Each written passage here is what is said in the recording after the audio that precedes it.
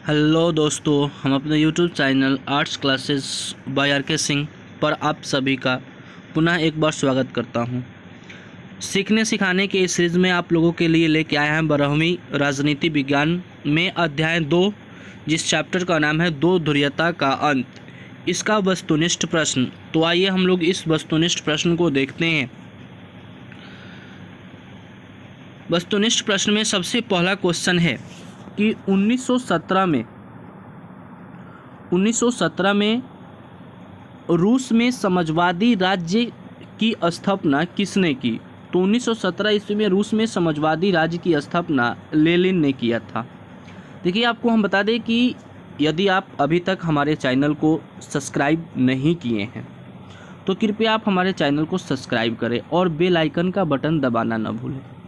यदि आप bell icon का बटन दबा देते हैं तो जो भी वीडियो हम अपलोड करेंगे उसका नोटिफिकेशन सबसे पहले आप तक पहुंचेगा।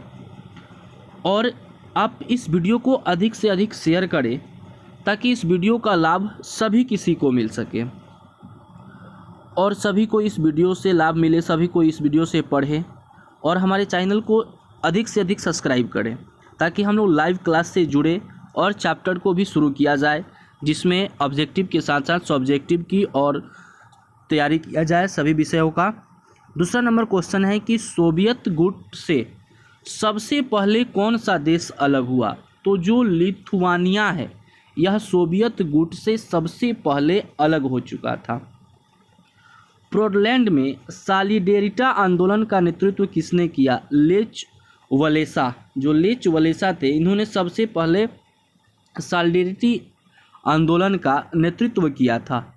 चौथा नंबर क्वेश्चन है कि राज्यों के राष्ट्रीय की स्थापना किसने की? तो जो एल्त्सिन ने किया था, एल्त्सिन। अगला क्वेश्चन है कि भारत एवं पाकिस्तान के बीच ताशकंद का समझौता कराने में भारत एवं पाकिस्तान के बीच ताशकंद का समझौता कराने में किस सोवियत नेता ने महत्वपूर्ण भूमिका निभाई थी? तो इसमें जो कोसिगिन, इन्होंने सबसे महत्वपूर्ण भूमिका निभाया था। अगला क्वेश्चन है दूसरी दुनिया का आशय किन देशों से था? तो दूसरी जो दुनिया है इसका आशय किन देशों से था? उस क्वेश्चन को देखना है तो ये है कम्युनिस्ट देश से इसका आशय था। अगला क्वेश्चन देखते हैं कि ग्लास्टस एवं पेरेस्ट्रोइका यानी कि खुला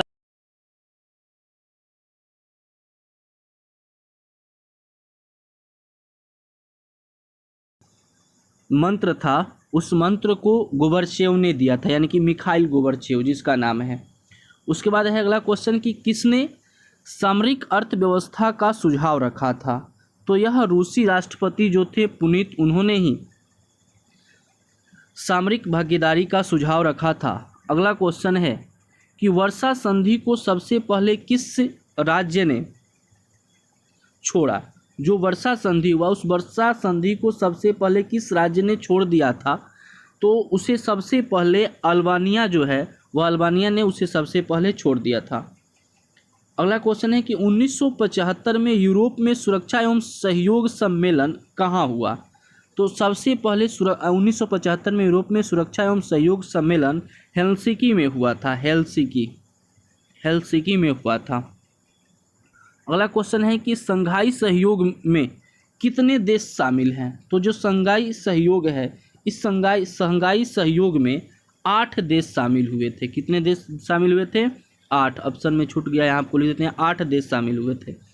अगला क्वेश्चन है कि पूर्वी समाजवादी देशों ने कौन सी व्यवस्था अपनाई थी? तो ये इन्होंने उदारवादी अर्थव्यवस्था को अपनाया था। अगला क्वेश्चन है कि निम्नलिखित में से कौन एक सोवियत संघ के विघटन का परिणाम नहीं है? तो इसमें सोवियत संघ जो है उसके विघटन का परिणाम, इसमें से CIS का जन्म, यह उसके विघटन का कारण है। अमेरिका एवं सोवियत संघ के बीच वैचारिक युद्ध की समाप्ति, यह भी उसका कारण है। शीत युद्ध की समाप्ति, यह भी उसका कारण है। इसमें जो आंसर होगा इसका मध्य पूर्व में संकट जो है वह इसका आंसर हो जाएगा। अगला क्वेश्चन है कि सोवियत संघ का विघटन कब हुआ? 1991 में। उसके बाद है कि सोवियत संघ के अंतिम राष्ट्रपति कौन थे? यानी कि जब सोवियत संघ का विघटन हुआ तो उस समय उसके अंतिम राष्ट्रपति कौन थे? तो सोवियत संघ के अंतिम राष्ट्रपति जो हैं वह मिखाइल गोर्बाचेव थे। अगला क्वेश्चन है कि 1955 के वर्षा संधि में कौन सा देश उसका सदस्य नहीं था? यानी कि 1955 में जो वर्षा संधि हुआ उसमें से कौन सा देश सदस्य नहीं था? पश्चिमी जर्मनी। पश्चिमी जर्मनी जो है वह इसका सदस्य नहीं था। जर्मनी का अगला क्वेश्चन है कि जर्मनी का एकीकरण कब हुआ? जर्मनी का एकीकरण 1989 ईस्वी में हुआ। शॉक थेरेपी क्या है? शॉक थेरेपी मतलब कि अर्थ झटका देकर इलाज करना। शॉक थेरेपी जो है इसमें अचानक किसी देश की अर्थव्यवस्था में बदलाव हो जाता है।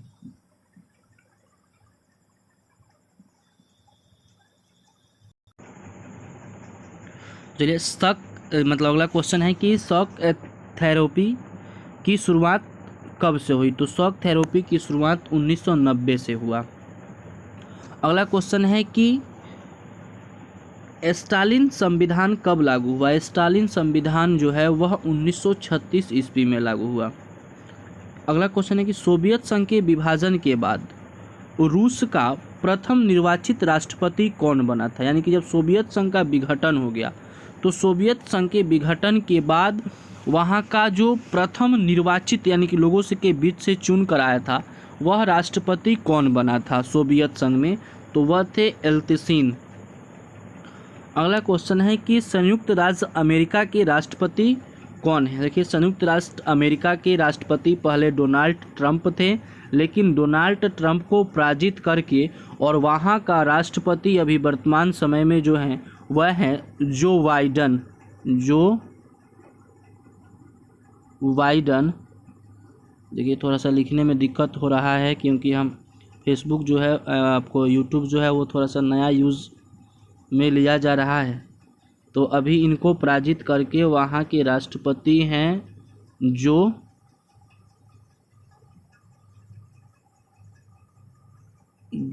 बाइडन। जो बाइडन जो हैं वह वहाँ के अभी राष्ट्रपति हैं। वहाँ के राष्ट्रपति हैं जो बाइडन। चलिए अगला क्वेश्चन देखा जाए। याद रखेंगे यहाँ निम्नलिखित में से कौन एक शीत युद्ध की समाप्ति का परिणाम नहीं है? यानी कि निम्नलिखित में से कौन एक शीत युद्ध की समाप्ति का परिणाम नहीं है? तो शीत युद्ध की समाप्ति का परिणाम जो है वह देखा जाए।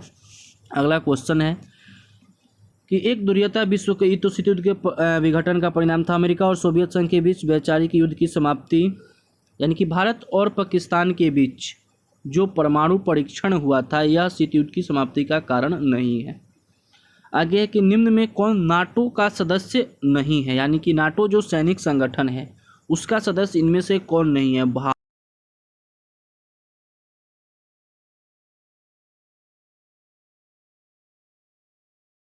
को अपना चुका था।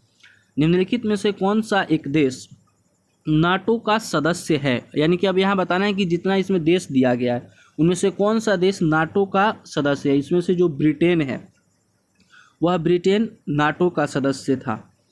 अगला क्वेश्चन है कि निम्नलिखित में से कौन एक सोवियत संघ के विघटन का परिणाम नहीं है? यानी कि सोवियत संघ के विघटन का जो परिणाम है वह नहीं है। सोवियत संघ के विघटन का परिणाम इसमें से मध्य पूर्व में जो संकट है वह मध्य पूर्व में संकट सोवियत संघ के विघटन का कारण नहीं है। अगला क्वेश्चन है कि ब्रेजनेव किस देश के राष्ट्रपति थे? ब्रेजनेव किस देश के राष्ट्रपति थे? अगला क्वेश्चन है वह जो है सोवियत संघ के राष्ट्रपति थे। सोवियत संघ के राष्ट्रपति थे। 1991 में सोवियत संघ के विघटन के उपरांत कौन सा देश महाशक्ति के रूप में उभरा? अमेरिका। जब सोवियत संघ का विघटन हो गया तो इस सोवियत संघ के विघटन के बाद शक्ति के रूप में अमेरिका हुआ। यही एक ध्रुवीयता का आरंभ होता है। मिखाइल गोर्बाचेव कब सोवियत संघ के राष्ट्रपति बने? यानी कि जो मिखाइल गोर्बाचेव हैं सोवियत संघ के राष्ट्रपति कब बने? 1985 में। अगला क्वेश्चन है कि पेरेस्ट्रोइका एवं ग्लासnost में के सिद्धांत को किस देश की महत्वपूर्ण नीति थी? यानी कि जो स्वतंत्रता और पुनर्गठन की नीति थी वह किस देश की नीति थी, महत्वपूर्ण नीति? तो वह सोवियत संघ की सबसे महत्वपूर्ण नीति थी जो मिखाइल गोर्बाचेव के द्वारा अपनाया गया था। केजीबी क्या थी?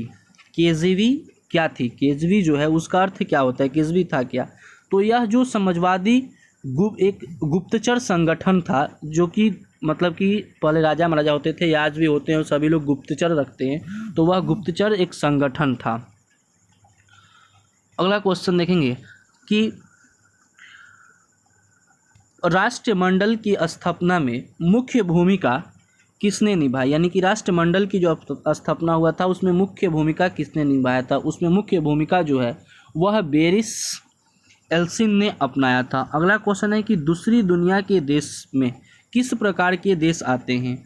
तो जो दूसरी दुनिया के देश होते हैं, इस दूसरी दुनिया के देश में जो साम्यवादी देश होते हैं यही देश आते हैं।